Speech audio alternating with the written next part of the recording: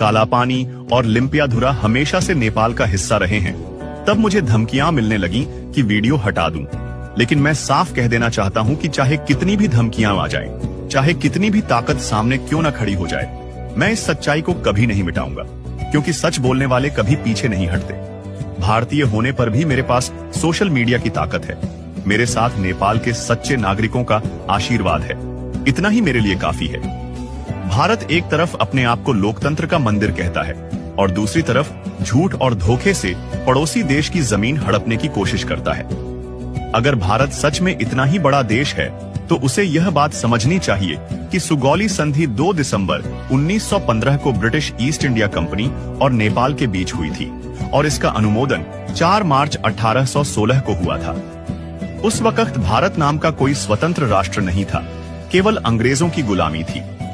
जमीन नेपाल ने ब्रिटिश को दी थी, भारत ने नहीं।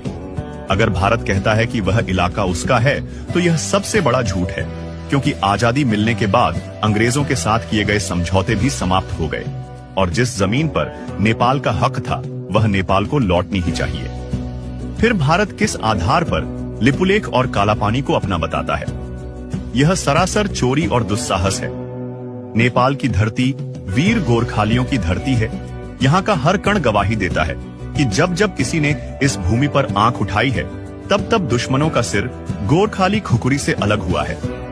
यहाँ की बर्फीली हवा भी एक अदृश्य कवच है, जिसके सामने भारत और चीन जैसे देशों की सस्ती मिसाइलें भी बेअसर हो जाती हैं। यह वह भूमि है जहाँ का किसान खेत जोतते जोतते भी सैनिक की तरह मरने मारने की क्षमता रखता है, जहाँ का नौजवान रात के अंधेरे में भी दुश्मन की छाती चीर सकता है, जहाँ की औरतें भी बेटे को वीरता का दूध पिलाती हैं और देश की रक्षा में बलिदान को सबसे बड़ा सम्मान मानती हैं। भारत को समझना चाहिए कि नेपाल को दबाने का सपना कभी पूरा नहीं होगा।